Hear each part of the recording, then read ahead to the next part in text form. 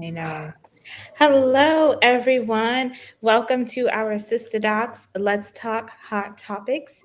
My name is Bria Gadsden, and I am the co founder and executive director of Love Your Menses.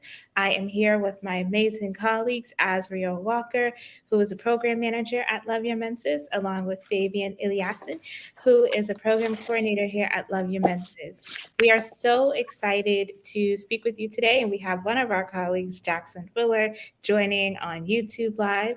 So feel free to show him some love in the chat as well. We are so excited to spend these next 45 minutes talking all things periods, COVID, and more. The purpose of these talks are just to have an informal conversation, engage with community members online to talk about these topics, which have been historically viewed as taboo. And so we feel it's super important to be able to talk about menstruation, talk about COVID and other health concerns because it affects us. And illnesses can affect your period. And so it's important that we talk about these two topics in parallel with one another. And so we Yeah, hope you're excited to join us for this conversation. yeah, I'm excited. Please ask your questions. That's what we're here to do, answer your questions first and foremost. So Yes, let's get into it. let's dive deep. So, just a quick disclaimer, this live is for educational purposes only. We cannot provide any medical advice, diagnosis, or treatment. We are here just to provide education, and then we always encourage you to consult with your healthcare provider if you have any specific questions related to your health.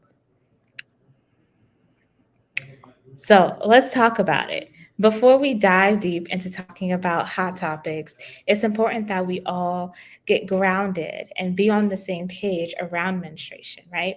And so, menstruation is not a disease or illness. It's a natural bodily process that many people around the world experience.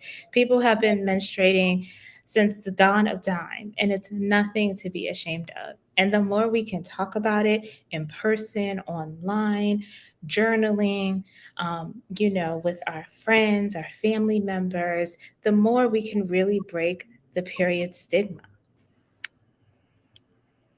So, to love your menses means to be in tune with your menstrual cycle, to advocate for equitable resources and safe spaces to menstruate, to support other people who menstruate, and most importantly, to flow through life unapologetically.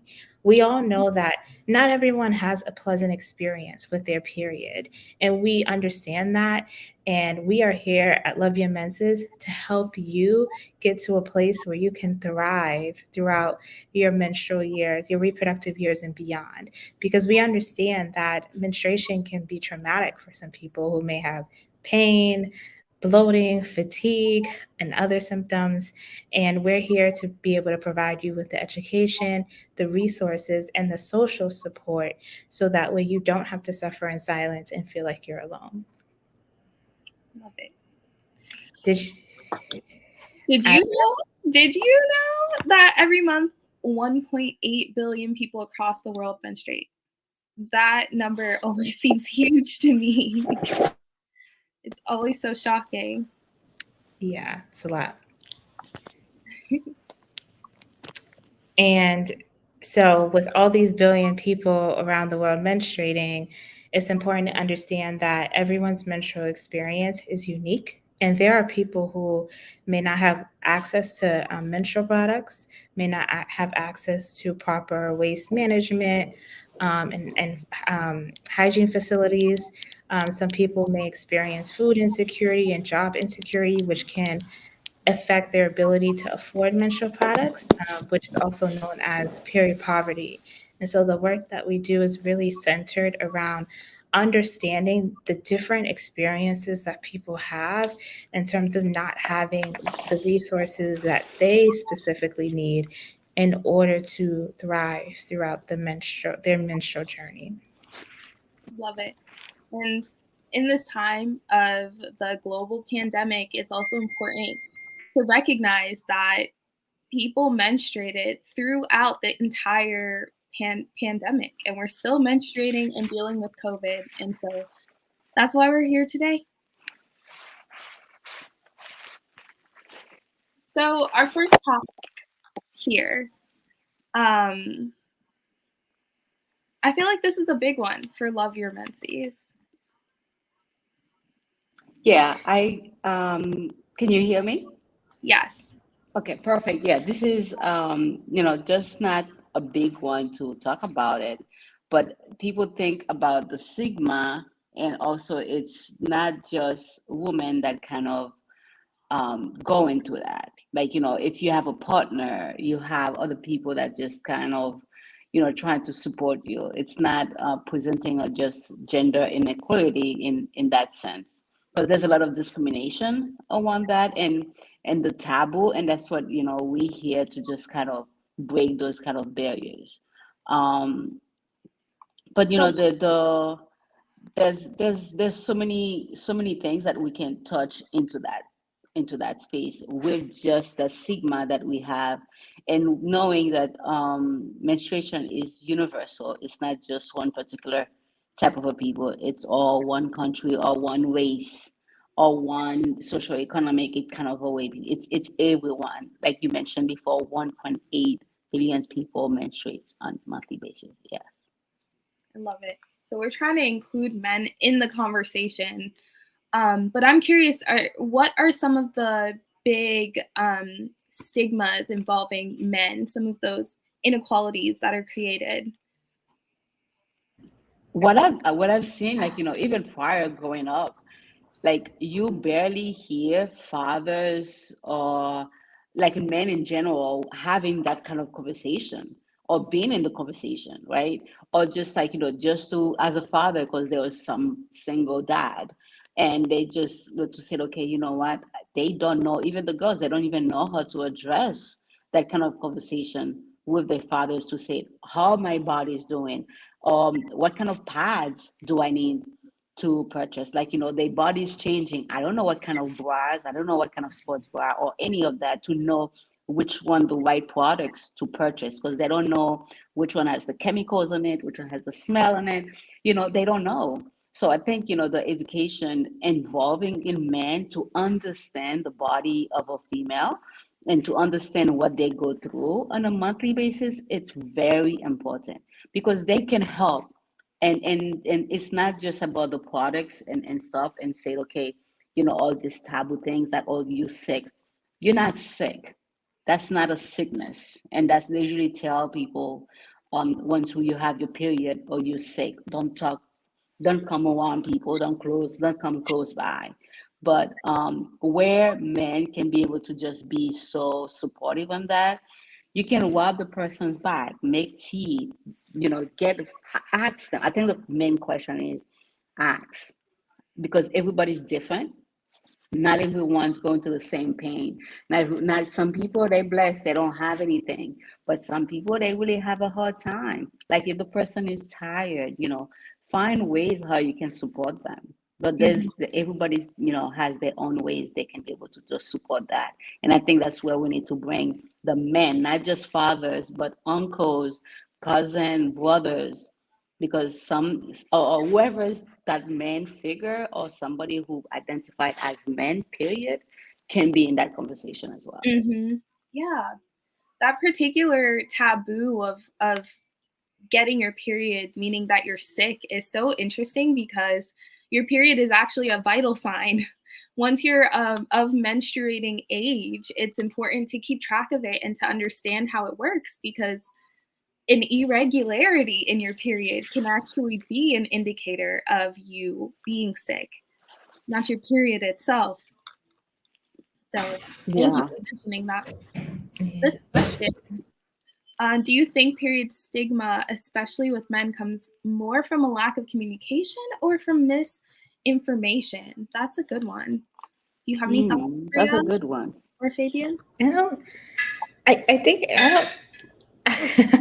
I think definitely a lack of communication, because when you're not informed, you're misinformed. So when you're not communicating, with someone, then you come up with your own assumptions, and therefore you can be misinformed. And so, sometimes I've heard, boys and men just stating, oh, well, she was in a bad mood, so I just thought she was on her period, right? And Mm-hmm. that may be the case, but it may not be. She may not even be on her period. They may have like a reproductive health concern where they're having hormonal issues, and it's throughout their whole menstrual cycle that they're experiencing that.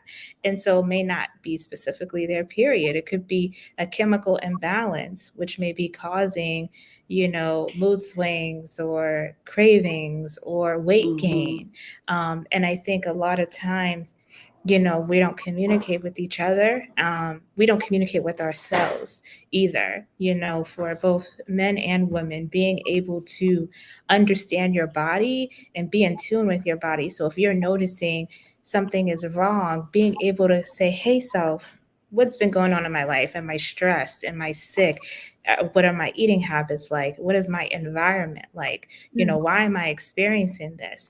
And when you start having those internal communication with yourself, then getting to a place where you can communicate with others who you trust, right? And so I do that. The more I'm in tune with myself, then I'm able to communicate with my partner, and so he's aware of like you may see me gaining weight during a week every month is because my period is coming and I'm gaining extra water weight. It has nothing to do with me not doing my training sessions or just I'm not taking care of myself, but it's something I really can't control.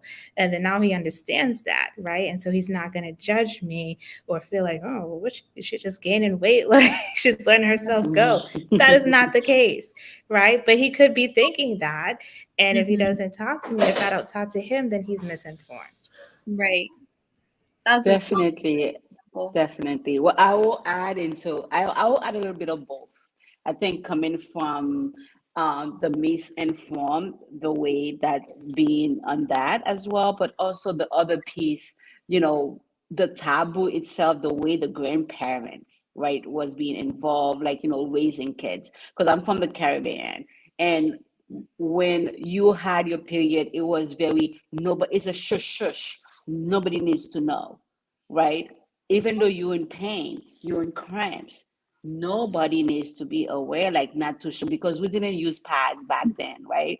Like I'm talking about my grandparents, my mother. They didn't use pads. They used the white cloth, Mm-hmm. and they have to wash it really where nobody's seeing them. I remember growing up, I never seen where my mom's really put those things, that until one day I don't know what that was doing, and I said, what is that? So there was never a conversation. So Mm-hmm. it's the same thing as misinform and as well miscommunicate. And I remember going, like, even now some men, they'll be like, oh, that's the reason they get that, because in that taboo, they continue with that culture and bring it from generation to generation. Mm-hmm. Right. Yeah. Yeah, that generational lack of communication and then being generationally misinformed. I think that's so Yeah. important because in your example, like we can see it's affecting men, but it's also affecting us. And when we don't understand, as Bria pointed out, then we can't communicate with people who don't menstruate for them to be able to understand. So it's all a vicious cycle. Try to be more open. I like your approach, Bria. I try to talk about my period around my house too, and even my with my doctors. Sometimes I'll just mention it. I'll be like, "Yeah, my mood's down. I got my period this week." When they ask me, like, "How are you feeling?" I include, "How's my period going?" Because it is normal. It's something that happens to me regularly, and it's Right. hormonal. Right. So it's very Mhm. much intertwined with the rest of my health. It is. And I And it's tried to helpful. do this. Yeah, go ahead. Go ahead, Fabian. No, I think, it's great. I'm glad you mentioned that. And I think I'm doing the same thing with my daughter. And I kind of, even though she track her period, but I also, we have her apps, her flow. I track her period with it. So I know when she's snappy, when she's moody, I know what exactly, I was like, oh yeah, this is what's your body's changing. I know when she's eating certain things, I was like, oh, in a couple of days you're gonna have your period. She said, oh, that's why I'm having a headache. That's why I said, well, you need to drink more water. So Mhm. let her in tune of her body. I said, if you go into school, you're not feeling too great, let the teacher knows this is what's happening to your body, this is what's going on. So I think the more we preach them, the more you tell people, and not to be ashamed to say, I have my period. Right. The same way to say, do I have a headache, is the same way Mhm. that I can say I have my period. Yeah. Right. And then to understand that being in tune with your body, knowing that a symptom is a result of your period is supposed to empower you to know what to do. Don't just stop there. Oh, it's my period, and then wallow in misery. For some of us, my period gets pretty bad. But what it means is that I know, okay, maybe I need to up my water. Maybe I need to take an extra vitamin for this week. Maybe I just need to understand that I'm gonna have to clear my calendar and rest a little extra for a couple of days. You know, like a headache. You got a headache? People know I can take a medication or I can get some sleep. It's the same with your period. Hmm. Exactly. Yeah, I love it. Great topic. Should we move on to the next? Let's go Sure. to the, is it medium? Okay, so mild to medium. We're working our way up. So CVS reduces period product prices, absorbs the tax to combat period poverty. Wow. Yeah, I think it's amazing. I think, menstrual products are expensive, especially the organic ones. We always encourage people to choose safer options because many products have toxic chemicals that can affect our endocrine system and our menstrual cycles. And so, CVS is taking a step in the right direction to absorb the tax and combat period poverty. I hope more pharmacies and other stores will continue to do the same thing. There have been in the news recently about some pharmacies closing in certain neighborhoods in the city of Boston and other parts, across the country. And so, what happens when these stores that people go to for products are closing? Where do people purchase products then? Is it online? Is it another store? Do they just go with not having products at all? And Mhm. so I'm curious to see how things develop as stores start to close. Yes. Um, Yeah, Go ahead, Fabian. that yeah, I think that's very impacting a lot of our communities because some places, some people, they don't have cars. Like, if you have to have different CVS or Walgreens in your neighborhood, and now you do not have that access anymore, so you have to go a little bit further out. So it's not just having the store in your neighborhood, but you have to go really further to see where you'll be able to just have that. And the fact that it's lacking or there's not enough, because sometimes you go to the shelves, there's none. And the products you're looking for, they're expensive, especially if you, like we mentioned, it's expensive. You Mhm. cannot find the organic one. And the ones, some people, they don't know how to read. They're looking based of prices, not based of the Mhm. informations that they will be like, because they cannot afford it. Right. So I've seen by Nubian Square, the Walgreens that was right across from the bowling building, that was really convenient to everyone around there. It's closed. So where now do you have to go to find a closer CVS or Walgreens? So you have to go by Target. And Mhm. if you really needs to get something close by, it's not convenient for you. Mhm. And that kind of worries a lot. Yeah. Yeah. There are stores I've noticed in my own Target, it's pretty limited as far as brands and options that I have to choose from. Um, I think that this could be really good in terms of lessening a little bit the effects of having to choose non organic over organic.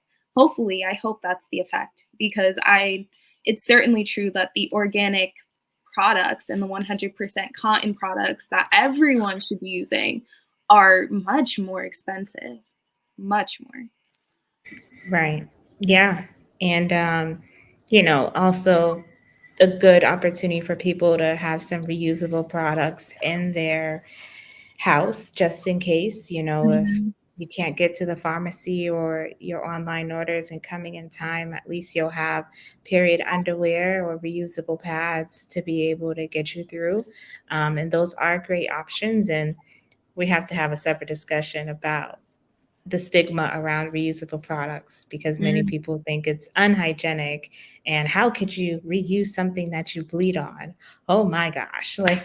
But that's just a lack of understanding yeah, of, menstrual product management and how to properly wash and reuse a product. right.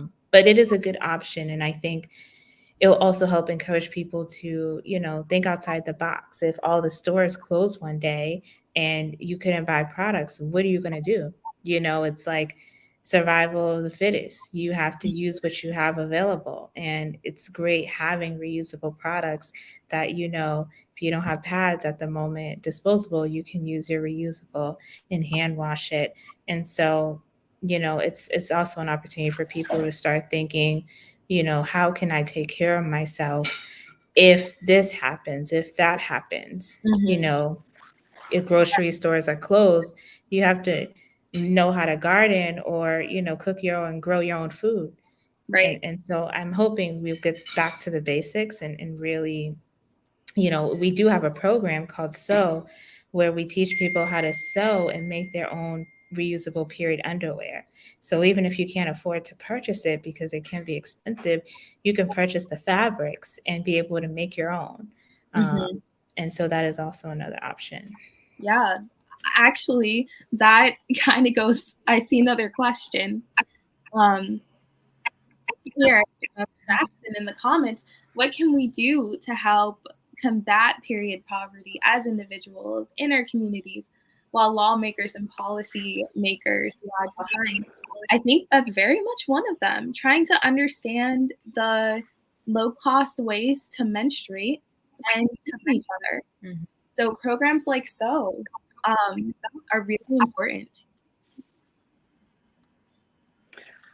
One thing that I'll just add, I think, this might be another topic. So just to do one session just talking about products, because I think, so many products out there, and some people that they only knows pads, or they've Mhm. seen tampons, but they don't know what tampons. I am gonna say I'm guilty of that because I was that kind of mindset because of the way I brought up. Tampon was not part of my household. Mhm. And so it was something embedded. It's like not trying to let people know what's other products. It's the same thing when you go to the doctor. They give you medication for your migraine. Not every med's gonna work for you. It's the same thing for the products. Not Mhm. every product works for your body. So you Right. have to know what's in tune for you, what's good for your body, what is what everybody has different feelings, and then sometimes you have to try things few times before you feel comfortable with it. Mhm. So of breaking of that stigma of that, lawmakers, but usually it's a lot of men that makes those products. So we trying to just let them understand certain things. It may not be able working for you, working for us, if you don't know what her body is going through.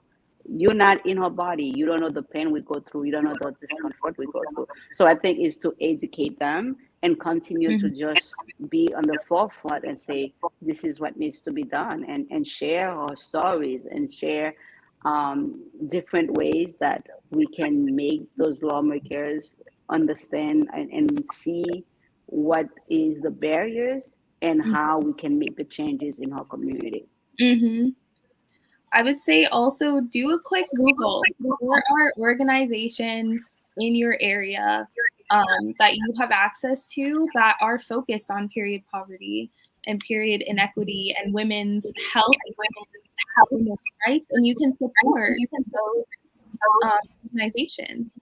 So one of our programs is bringing and distributing free menstrual products to communities that could benefit from it. And there are other people out there doing that too. So look for them and support them if you see the need in your community.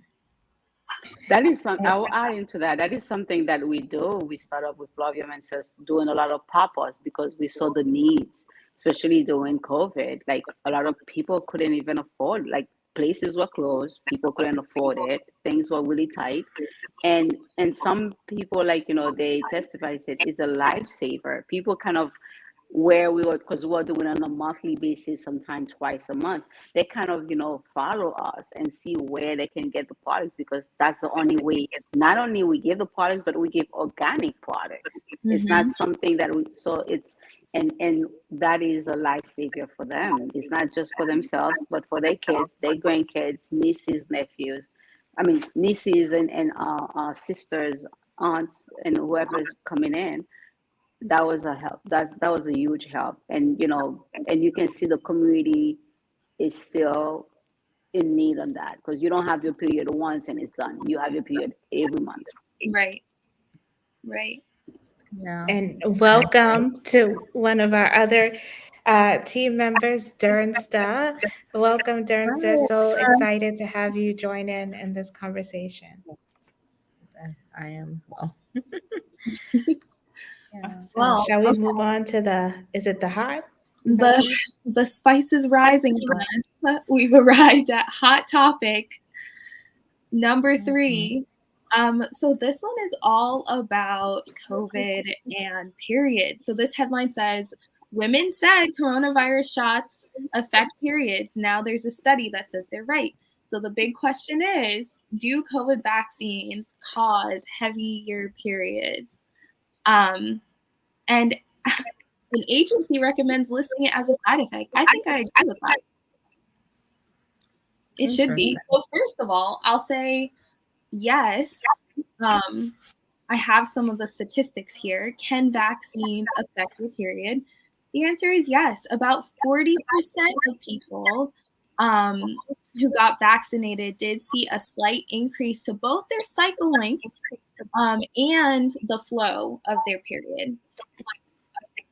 There's also a bit of information about postmenopausal folks.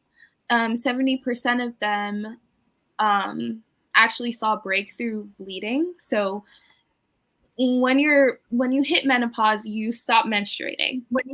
So these people who got vaccinated, and then they had a little bit of a trickle that we wouldn't typically see happening in this phase of life.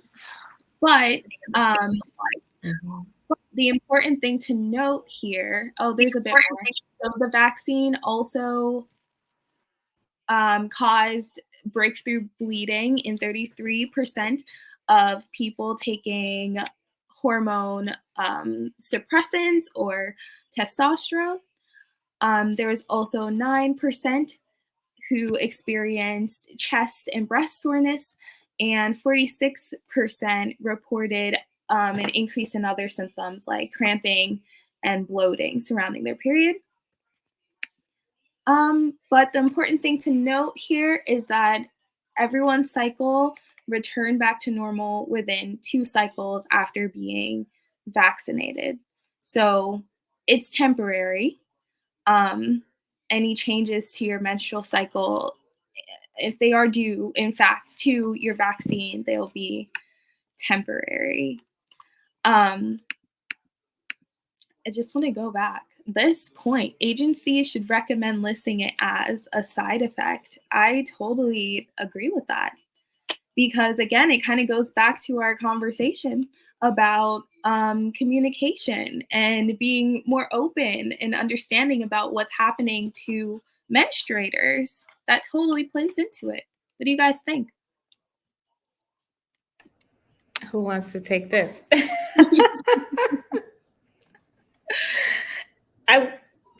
Oh wait, Fabian, you're on mute. Yeah, I cannot say much of the statistic. Like, I'm not in that category, so I cannot say much on that. But I heard a lot of where people said the vaccine does mess up their cycle. where some people, they say they don't even have it for a while, or it just stopped. So or some people say, it's coming in, it comes and goes, it's like for 2 days and it stopped. So it varies, or they have a heavier flow, or Mhm. it's hard to say. So I'm just, I cannot say much, but I'm just leaving it to you guys. Yeah, I think we can agree. So definitely the study was done by the CDC, and it fully acknowledges that there are effects that happen to menstruators due to the vaccine. Mhm. They were very clear about the fact that it's a temporary effect. So much like all of the side effects of a vaccine, which can be, experiencing flu-like symptoms after you're vaccinated, this to me goes in that category. The study says that it all goes in the same category. You'll feel some effects, but they're temporary and they go away. And ultimately, you've been vaccinated against that illness, and now you are more protected against it as well. So I think menstrual effects should be added as a side effect, right along with the cough and the runny nose. I think so too, especially if, we want to build trust within the community, being able to be upfront. Now that, they have put out this study and done the research, they can now be transparent and say, this is a side effect, it's temporary, your period should re regulate. Just with anything, when someone is sick and has the flu or any other illness, that affects their period. Their period may be delayed, it may be heavier, it may be lighter, it may be irregular. Just like if someone does like intense strength training, or plays a certain sport or activity, that may affect their period. And so just, it's important for people, and I think the bigger topic is just really understanding that our lifestyle affects our periods. Things that we eat, things that we take, things we put on our bodies, things that we do, our environment. And the more we can acknowledge it, the more we can be able to manage it, right? And so getting vaccinated, protecting yourself against something that has been detrimental to people's health, has caused long COVID and other symptoms, is super important. And also realizing, okay, so my period may be affected by this, but now I have the tools and the information to be able to manage these symptoms and get my body back on track, right? So that way it's not debilitating and take over me. Just like people who get the flu shot, I've been one of them, like, okay, now for the next, I always would get it on like a Thursday or Friday to have the weekend to rest, because I know it's going to make me feel not good. I'm going to have a sore arm. And so same thing with this, being able to be like, okay, I know it may affect my period, you know, and just being mindful and being prepared. I think, a lot of people were unprepared for this and didn't expect it. But now that there's studies to show that this does happen, how can we make sure people can expect it and that they're prepared, and not feel like this is something that they were not aware of and therefore more upset because no one informed them? Mm-hmm. Yes. Anecdotally, in all of the blogs and things that I was reading, that was really the largest source of the anxiety that menstruating people were having. It was the unexpected element, the fear that maybe this was only happening to them, um, and not knowing how long it was going to last, if it was something they're going to deal with for the rest of their life now, or what to do about it even. So you're right. That's a huge part. I'm glad this study exists. Just to answer the question from the chat, was this phenomenon just with the first vaccine shot or with the boosters as well? This study was done including data from the first and second shots. So the first, what do they call it? The first like full round of your COVID shots. Not including the boosters. But I will say that there continues to be anecdotal reporting of changes to your menstrual cycles even after a booster shot as well. So again, I feel like that supports. Add it to the list. Add it to the list of side effects, please. Yeah, I totally agree with that. So just a little bit more. I have some more information on COVID vaccines and fertility if you guys want to hear about it. So just to reiterate, the flu vaccine and the COVID vaccine are the best ways to offer your immune system preemptive protection before you come in contact with that person sneezing on the plane who's about to give you the flu or spread COVID. And it is safe to get both the COVID vaccine and the flu vaccine at the same time. Do it in one appointment. That is perfectly safe. The vaccine, if you find out, okay, so the vaccine is fully safe for people becoming pregnant and people who are pregnant, people trying to get pregnant and people who are pregnant. Thank you for that question. The vaccine does not interfere with the functions of your reproductive organs in either females or males. It's safe for all adults, including those who are pregnant, who are trying to become pregnant, and who have just given birth. And the vaccines are also safe for people aged 6 months and up. So a baby as young as 6 months can get vaccinated safely. I do want to note that folks who are immunocompromised, definitely talk to your doctor before you get any vaccine. That includes the COVID-19 vaccine, but also for the flu. And that has a lot to do with the way vaccines work and the fact that immunocompromised folks do not have the same immune system function that most of us are dealing with.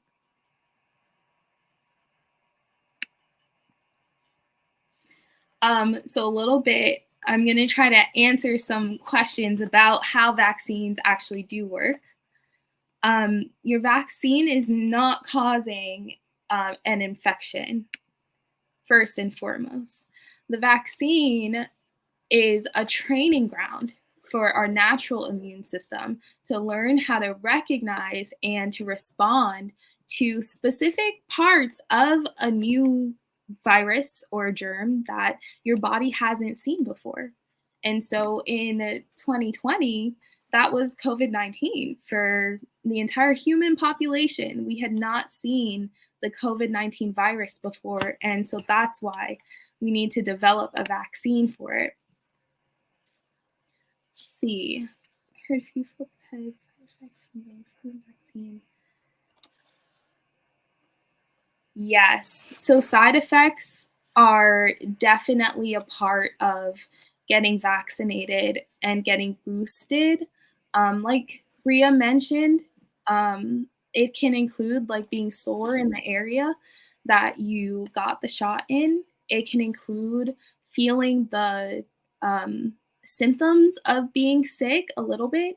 The important thing to note is that the side effects are always temporary because the vaccine is not actually giving you an infection.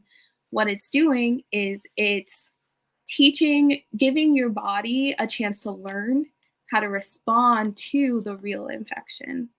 So a little bit more about that. Every virus. Can I just add one thing to Tracy's question? Thank you for that question. And it also goes back to understanding your body. So you are more than, if you just want to get the vaccine one day and then wait until you get the flu shot, if that works for you, then do that. always, listen to your body, do what you feel comfortable doing. You don't have to get them both at the same time. It's convenient if you get them both at the same time, but you may have a job where you got to go back to work the next day or the Right. day after. You may not can afford to take both and then, have these side effects. Or you may not have any side effects at all because everybody's body is different. But also keep that in mind that you Mhm. can choose to get boosted and then wait a few weeks or some time to get the flu shot. Do what works for you and your health. Definitely talk to your doctor to see what may be best for you. Right. That's important. Thanks, Bria.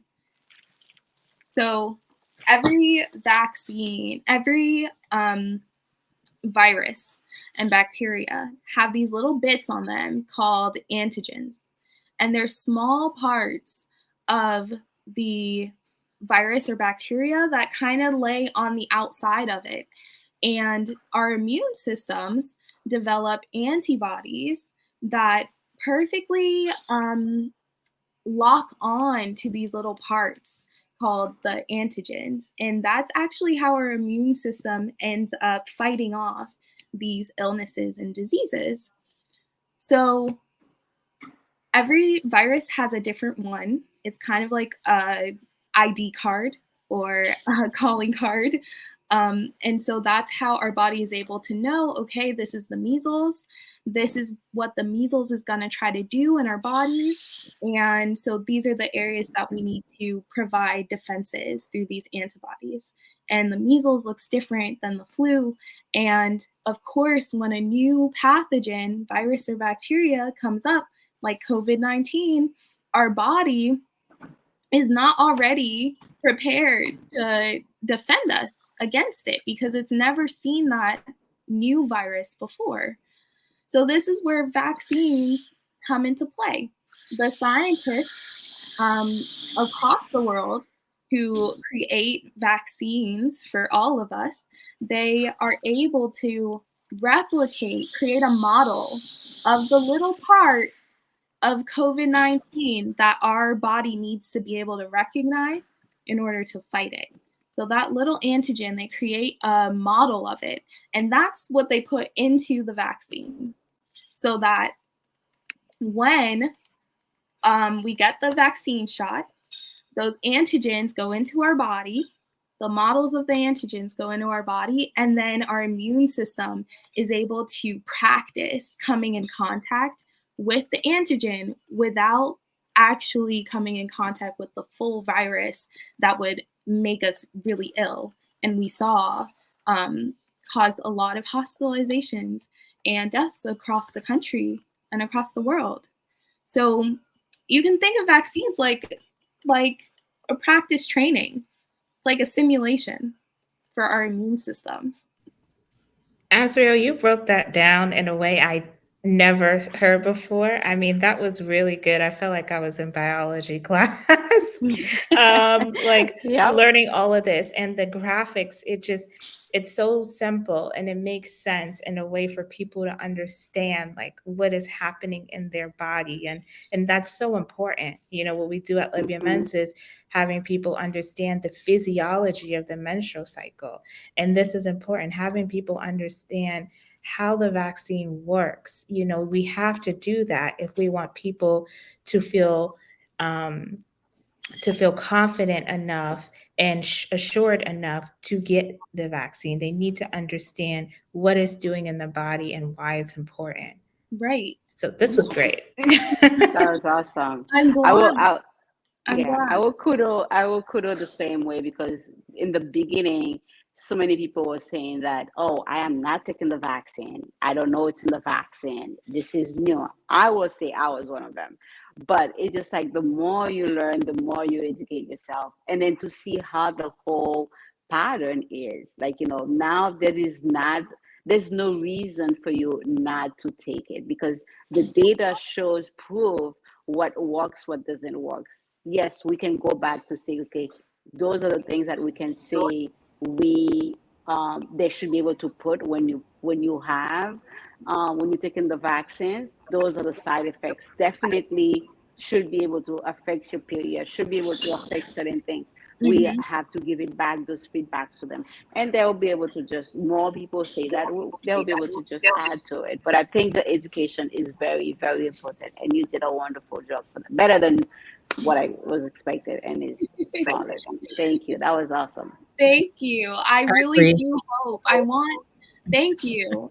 I want everyone to feel empowered in the knowledge of vaccines. I studied biochemistry in school, and so I know these vaccines were created to help the population survive outbreaks of exactly this type, ones that just devastate a population. It's happened over history, and in the past, they haven't had vaccines. And it's done a lot of devastating damage to humans across the globe. So, this is not new technology, as in 2019, they popped up with this technology. We've had it for a long time, since the 1900s. And so, I mean, the people in the 1900s were happy that we gained knowledge about vaccines. So we shouldn't be Yeah, afraid of it. We should know how to use it. exactly. Well, that was great. Thank you. Definitely learned a lot today during the hot topic. Do we have another Yes. one, or is this that was the That's spicy? that was the spicy. We hit it. That was the Yeah. spicy. Yeah. Well, I That think was we need to. I really like this. Graphics. It really broke it down, and I don't really see other people talking about menstruation and COVID, right? And we're trailblazers. We're the first to really do this. At least I could speak to Boston. Um, to really talk about these things in parallel to each other, because socially, if COVID affects you, you can't work, you can't afford menstrual products. Physiologically, if you get COVID or get the vaccine, you may have side effects, or it may affect your period. And so we're hitting emotionally, right? You may have your period and COVID at the same time, and your hormones are running all over the place, and you have don't know what to do.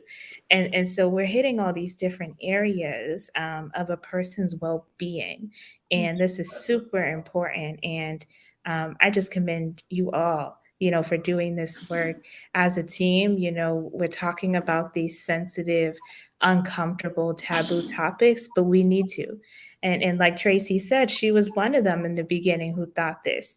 And we need more people in the community to have these conversations with us. That's the only way we're gonna get through this wicked. taboo and the stigmas, if we Mhm. talk about it. Yeah. We have to talk about it and not be afraid. And so thank you all. Right. Yeah. Yes, thank you. Thank you. I would say thank you to everyone that's watching on Facebook, and as well, streaming on YouTube. And as well, thanks to Jackson, who's putting all the questions for us, who's watching everything. Thank you for all of you guys who's, taking the time and the space to share the knowledge, because that's the only way we can just break the stigma. Yes. Agreed. Thank you all. You're a great team. And to the audience, check out our Instagram page. We're posting tips all the time on how to take care of yourself through COVID, and taking care of yourself through, especially having or being sick and having your period. And also, we're just posting this information all the time. So stay up to date with Yeah. us. And if you want us to share this in your And community, in your church, at school, university, definitely reach out to us.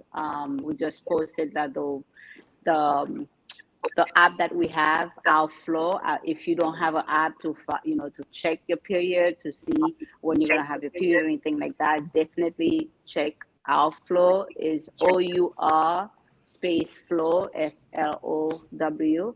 And also definitely check us online, www.loveyourmenses.com. You will get great information into the website. And the best thing you can do, share with a friend and a family member, because that is the best gift you can give someone. Whatever you have, share it with someone, because you're probably saving someone else's life. The gift of Thank you. knowledge. So precious. Mhm. Indeed. Well, Thank thank you, you Tracy, all. for being here. Yes, thank you. Mhm. Thank you all for this amazing conversation. Stay tuned for our next Six to Docs coming to a screen or a venue near you. So definitely follow us on social media and on our website to stay up to date. Be sure to check out our website. We just launched our menstrual wellness retreat application. So this is a retreat open to girls in Boston, Hartford, and the DMV, ages 13 to 15, and their moms or female guardians. Definitely visit our website to learn more about the retreat and to apply, or you could join us for our info session on November 28th. It'll be on Zoom at 7 p.m. Awesome.